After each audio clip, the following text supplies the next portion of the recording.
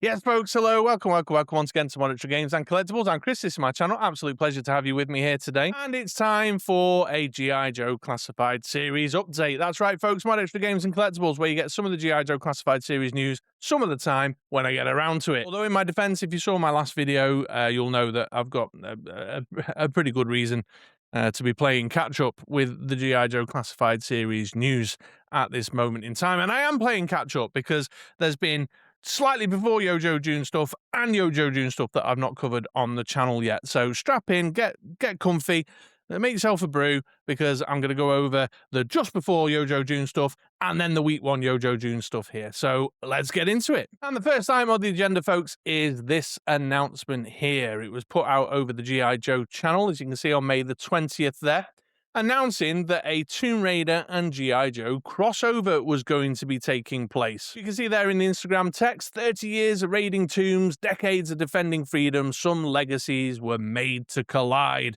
Join us for your first official look at Lara, Tomb Raider Croft, Cross X, G.I. Joe this Yojo June.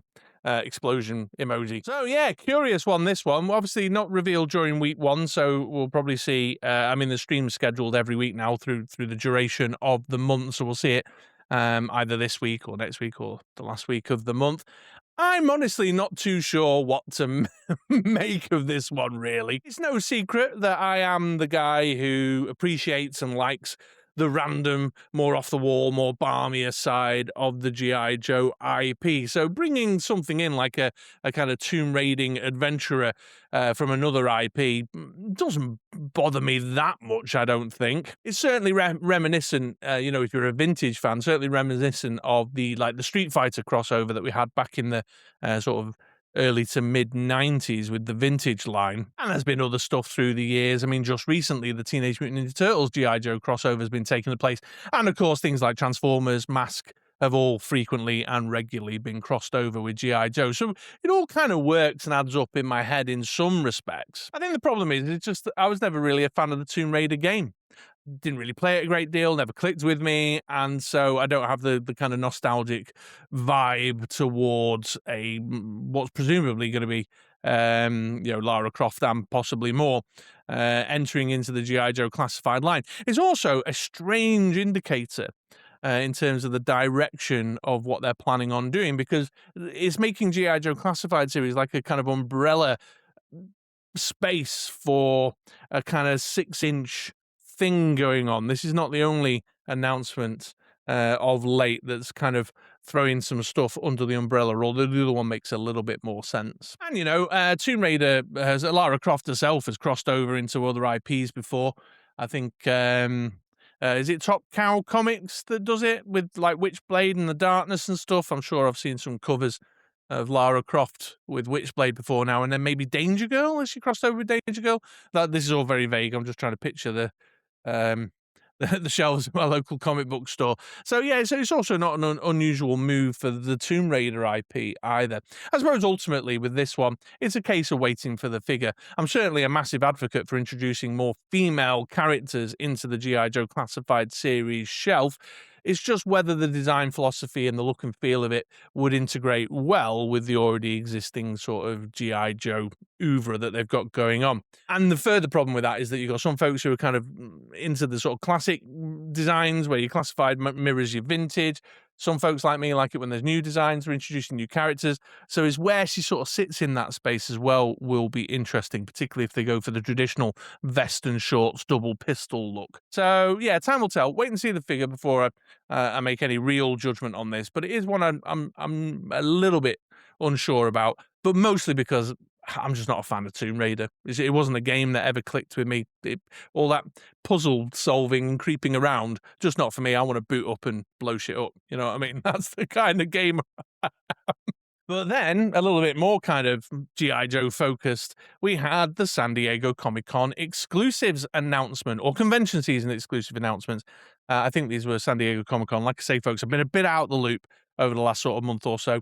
And this was the first one that I heard about that turned my head. It's the Shipwreck and Cadet Deming 2-pack based on the Sunboat episode, There's No Place Like Springfield. Well, in fact, it's a two-parter, the 2 episodes.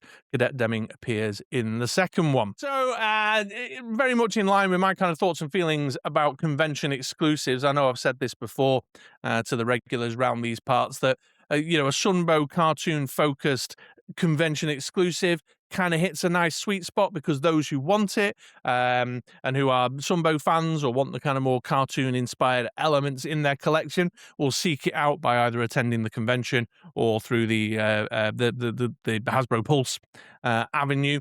The limited stock numbers will possibly be less of an aggravating factor, because you wouldn't consider these kind of high profile must have characters. Shipwreck, we've already got the classic look. Cadet Deming, a unique Crimson Guard that, just for the cartoon. So it kind of hits a nice sweet spot there, as does the second one, actually, that we'll be taking a look at in a minute. So I'm into that. The figures are decent enough. I like Cadet Deming. I like the idea of a Crimson Guard in the blue uniform. The head sculpt's good and looks just like in the cartoon. She's got a couple of other kind of interchangeable bits as well to mix it up. Shipwreck's okay. I must admit, even though I like the Sunbow cartoon stuff and I like it inspiring G.I. Joe classified series figures, this one's just a little bit too specific for me. I can't see me wanting to fill a shelf space with this version of Shipwreck over the classic look one. However, it is pretty good kind of kit bash fodder, if nothing else. If you want to start introducing some more casual looks, doing a bit of cheeky head swap in there. And they have put the effort in, like with the kind of sunken eyes because of the brainwashing stuff that's going on. Obviously, the drugged milk, they've got the drugged milk acknowledged in there as well. There's also the computer terminal, which I think I saw some folks on the socials noting that it's got some circular patterns at the top that might fit the mass device pieces. Polly's in there with the little the green ray bit. So overall, it's a decent package, I think. Like I say, if you're into it and you want it and you're a cartoon fan, it's got everything you might possibly want. If you're not into it, it's an easy pass. So it suits that kind of convention exclusive space. I want the Cadet Deming. I'm less interested in the Shipwreck, but like I say, I can see myself possibly using that as a bit of kind of kit bash fodder. It's just a shame he's got the tattoo on his arm, I suppose, but there'll be ways of working around that. And a little Dio piece in the mix as well, with a very kind of cartoon aesthetic vibe to it. Yeah, so it's all right. Yeah, it's not bad at all, that one. If it's your thing. But then the other convention exclusive, folks, is the Fatal Fluffy. Oh, yes. Another Cobra weirdo to add to my Cobra weirdo selection. Yeah, very excited to see, like, full-on balmy sci-fi Sunbow cartoon stuff in the line. This one I can fit in because I think he'll sit nicely next to, like I say, all my accumulating Cobra weirdos. If there's one thing I'll say, it's that perhaps the aesthetic could have afforded to be a little bit more cartoony for my tastes. However, that said, I wouldn't want him to clash aesthetically too much with the other Cobra weirdos that I'd want to display this with. So, swings and roundabouts. He does look a little plasticky. There's a bit kind of like Marvel Legends-y plasticiness around the kind of ribbed outfit on the figure there, and it also looks like all the kind of furry, fluffy bits, perhaps lacking a wash or a dry brush to bring it to life. So I am a little fearful it's going to have a big plasticky vibe. I mean, look at the horns on that one. Definitely got a bit of a plasticky vibe there. But they've made efforts to, acknowledge and lean into the cartoon. So we can see here, we've got the flame bits, the various flame effects. There's a faceplate swap that you can do, so that you can have the more serious looking face. They put the laser pistol in the whipping. They put the baby Fatal Fluffy and the note the Cobra Commander included in the box when he sent them over to G.I. Joe. And I hear, apparently, I think, did they say on the stream it was like 7.5, 8 inches tall? So it's a big old figure as well. Big old figure. It ought to be, really, because I also heard it was going to be retailing for $55. So make of that what you will. I haven't got the picture, actually. I meant to grab it, but it also comes in a convention exclusive kind of unique packaging too.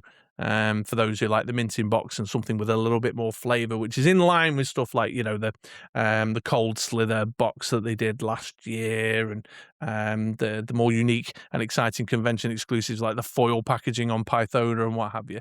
So yeah, definitely an interesting set. I'll probably pick this one up because I like the wacky shit. I like to do weird stuff with in my figures. Not weird like that.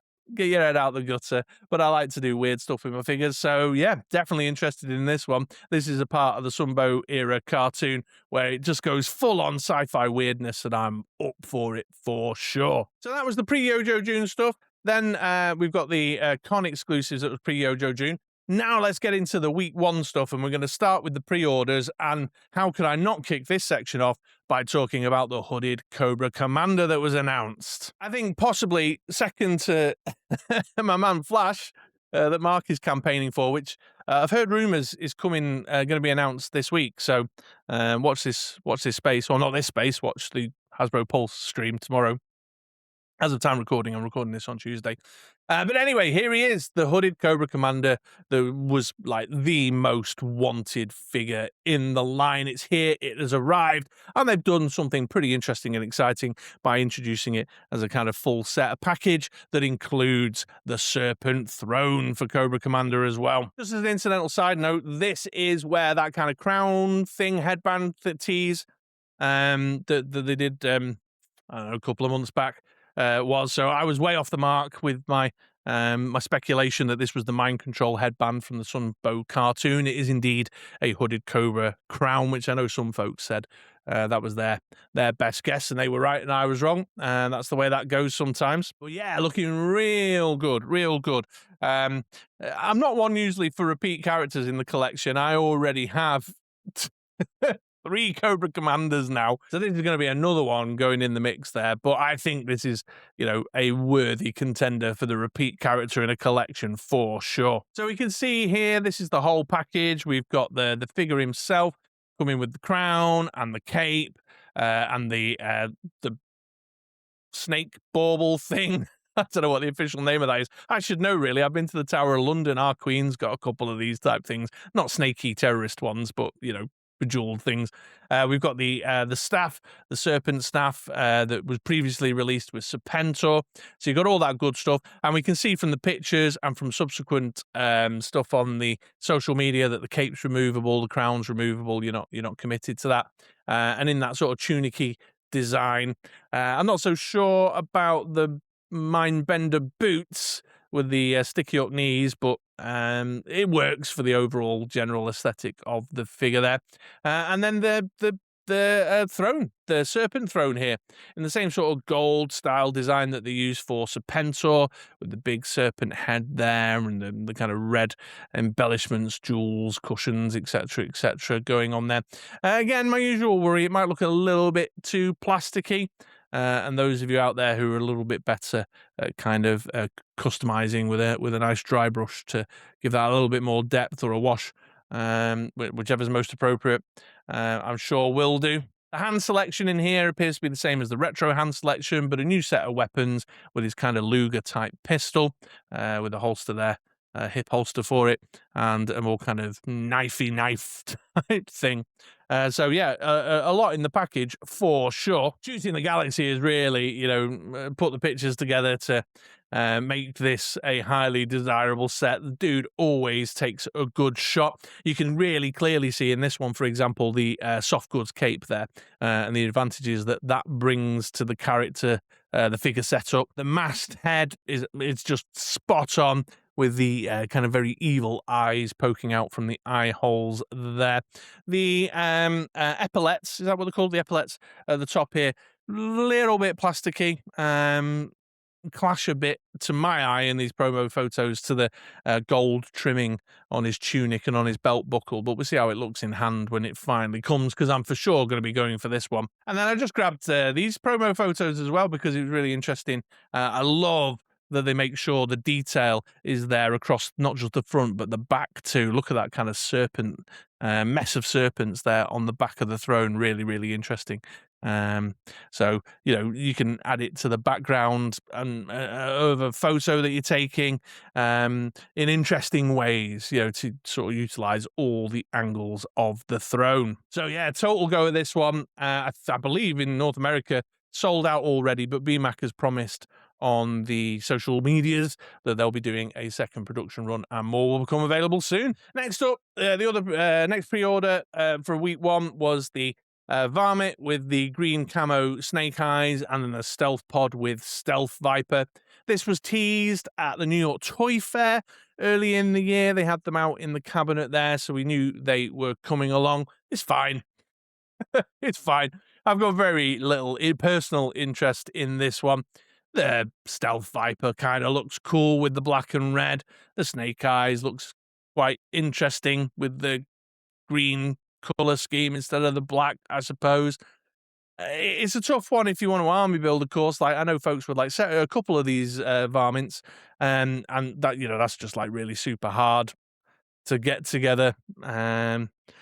With a pack like this that's slamming 2 vehicles and 2 figures in. Although, glancing at it, I think it retails at a half decent price for everything that you get in it, But it's fine, we've seen the Trouble Bubble before, we've seen the Varmint before, we've seen that Snake Eyes before, we've seen the Viper before, all the accompanying accessories we've all seen before. But yeah, it's fine, it's okay. If it appeals to you, then fill your boots. Not one for me. Next on the pre-orders was Deep Six. We knew he was coming along. He was on the name only list. And yeah, frankly, this one looks really cool. Looks very, very good. I will be passing on this one. Budget and my own little kind of mini personal rule where I avoid the kind of underwater people. Although, as a side note, I have bought the Hydro Viper.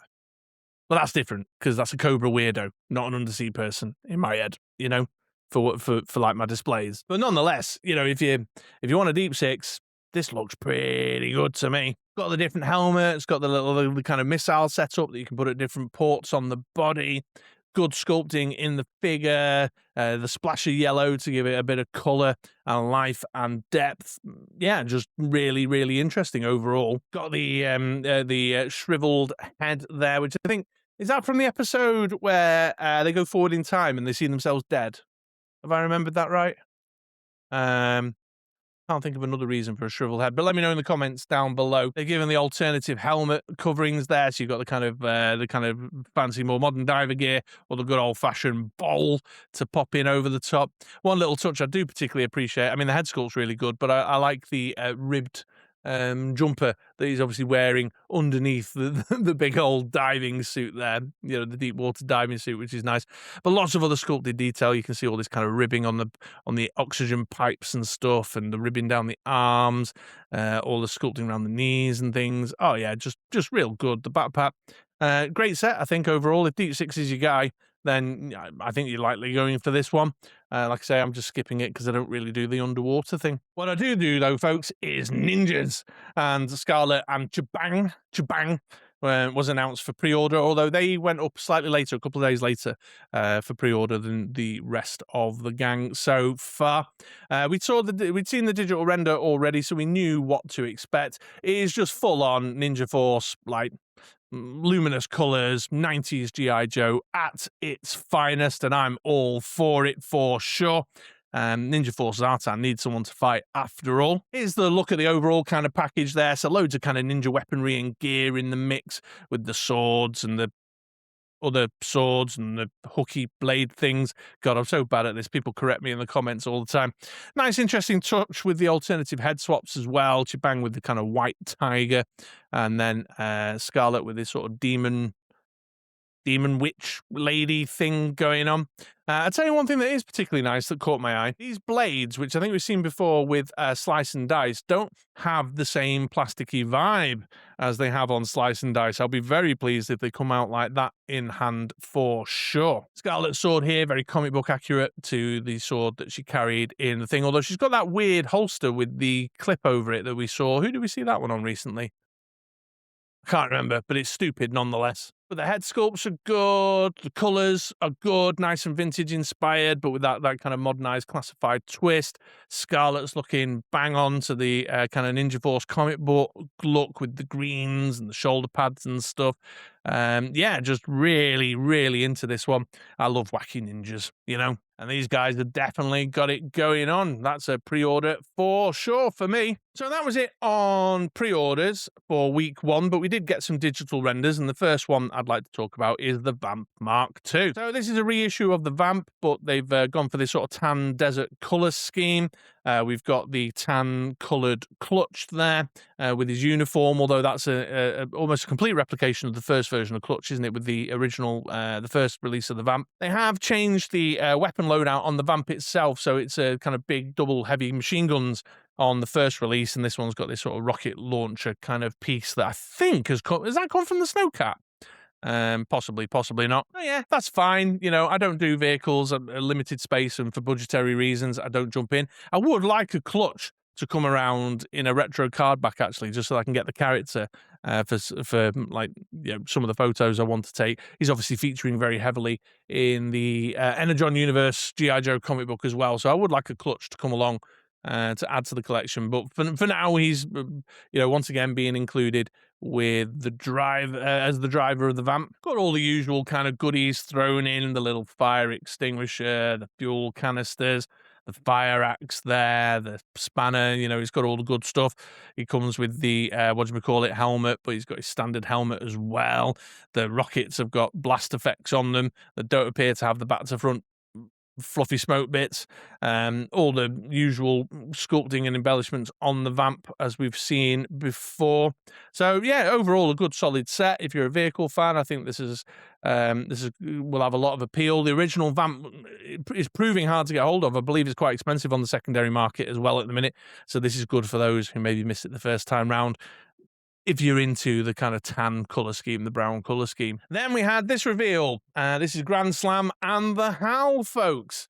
So when Grand Slam was name only revealed, there was a lot of speculation. Is he going to come with the HAL? Is he going to come with the jetpack trampoline thing?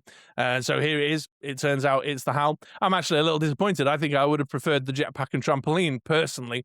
But yeah, good, fine. He's got a nice OG-13 look to satisfy the OG-13 fans, obviously setting things up for a Flash to come down the pipeline. As I mentioned earlier, he's rumoured to appear this week, either as a digital render or a release. We'll see, maybe a retro card back.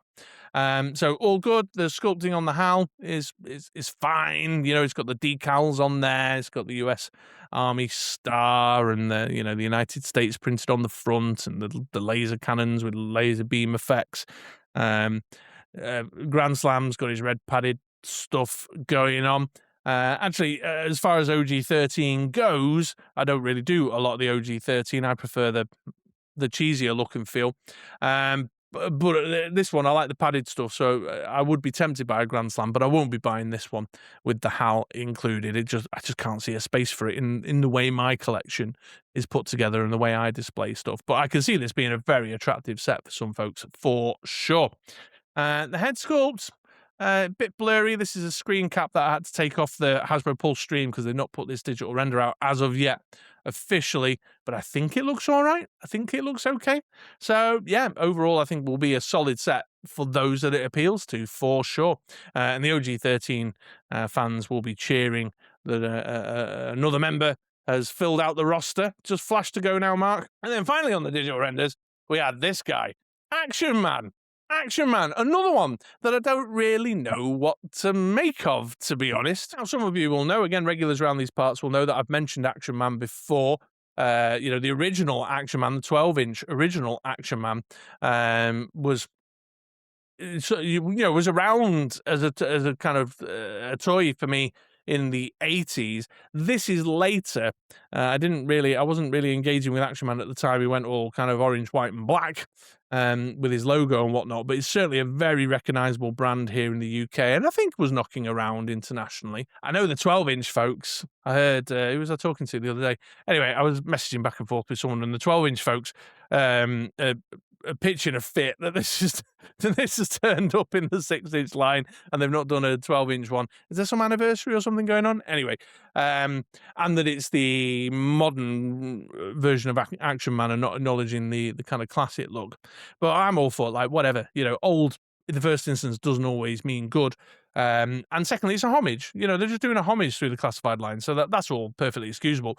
What I'm not too keen on is that it is the introduction of a kind of sub brand within the G.I. Joe classified that is just like full reuse through the wazoo. Mainframe's hat, Outback's buck, Outback's legs, Alpine's climbing gear, Outback's backpack, Outback's torch, Hit and Run's mask, Outback's gun, climbing stuff. It's all just pure reuse, except for the face sculpts themselves, which I've seen some folks on social media saying it's got a bit of a Tom Cruisey vibe, which I can see. That kind of action man, at this point, I think did have a sort of Tom Cruisey vibe about it. Well, I suppose what I'm saying is that all that reuse is just kind of cobbled together Frankenstein. Perhaps doesn't do the acknowledgement, the homage to the brand, the justice that it deserves in my eyes. Just slapping the Action Man logo on it and making some accessories orange. Yeah, I don't know. But I have seen folks about going, oh yeah, definitely, I'm in for this. I'm getting this. And that Outback book is a good book. I like the Outback book. In fact, the Grizzly Outback is like one of my faves. So overall, it's fine. It's got a lot to offer. I just feel like they could have done just a little bit more to pay the right kind of homage for the brand. I mean, I don't know what that would have been. I'm throwing shade without an alternative suggestion, but curious. But there's a wealth of kind of Action Man related stuff that they could possibly engage with down the line.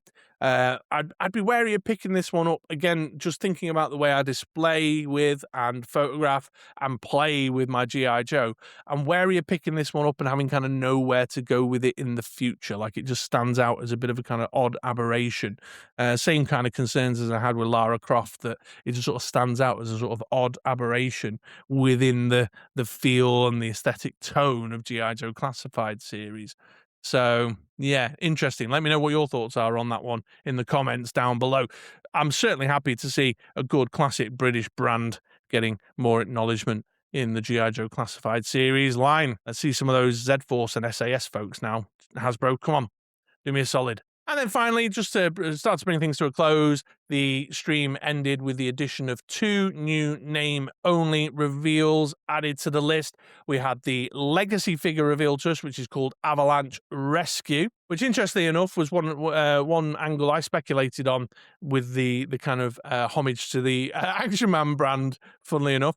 So yeah, interested to see what that looks like, but the kind of Arctic theme tracks with a lot of the kind of Arctic-y stuff that we've got going on this year in the line. And then we had Dusty and Sandstorm added to the list. The picture they showed on stream was a DIC cartoon one of the pair of them, I think. But yeah, that would be a curious one. It would have to be, if it's going to replace the Dusty I've already got, there'd have to be something really interesting about that. I'm not sure Sandstorm alone is enough of a point of attraction for me to bother picking up that one. But again, I'll wait and see the figure and reserve judgment. If it's a great upgrade, got something really interesting about it going on, then maybe it'll turn my head. Maybe I'll do another repeat figure and break my rule, my personal rule, which really isn't a rule anymore because I break it so often, about repeat characters. But I've just got the rest of the name-only list as I think I understand it. Let me know in the comments down below if I've missed anyone out here. But Iceberg there has been knocking around on the name-only list for quite a while now. I've speculated that maybe they're sort of holding back the reveal a little bit to perhaps bring him in line with the Snowcat release. But they are 5-figure waves, and that's 4 figures there already with Iceberg. Then the Rugged Duke that they mentioned at the end of a recent stream. What that's going to look and feel like, I don't know. The Energon Universe Duke, maybe, in his stealth gear. Maybe the 90s, more rugged battle course style Duke, who knows. Then the Toxo Viper, then Mistress Armada from the Devil's Due comic storylines. Great character and another female character for the line. And then the Night Force Psych Out. I nearly said Ninja Force Psych Out there. No, it's Night Force Psych Out that has been announced too. And I'd be very surprised if all 5 of those previously name-only revealed characters don't get shown to us before the close of Yojo June. Whether they go the full distance and we end up seeing Dusty and Sandstorm and the Legacy Avalanche Rescue is yet to be seen, or even in-hand reveals and pre-orders opening up for any of the digital renders that they've shown us in week 1, which has been known to happen too. All right, there we go, folks. I am fully caught up just in time. I'm recording this on Tuesday. Hopefully I'll edit it and get it out today, so that when the week 2 stream happens tomorrow, which we've already heard from BMAC is going to have some Hasbro Pulse exclusives revealed to us. I can be kind of back on track. Again, go take a look at my other video that I posted earlier today as of time of recording that kind of explains why I've not been around much and why I might not yet be around as much. Because of some family circumstances that I've got going on. But I'm home at the moment before I head back to my parents' house. So I thought I'd just bash out a few quick recordings and get caught up so I'm not missing out on the fun. And it's also has actually proven to be a nice distraction for me today in light of those family circumstances. So there we go. Let me know your thoughts in the comments down below with regards to all the reveals and whatnot. Anything catch your eye? Anything an absolute pass? What do you think about Action Man? What do you think about Lara Croft? All that good stuff. I love getting into conversation with you. Although please do know I'm very, very behind on comment replies right now. Otherwise, thanks for watching. Great to have you here as always. I'm going to wrap it up there and I'll ask you to swing back around for another video sometime soon. All right, take it easy, folks.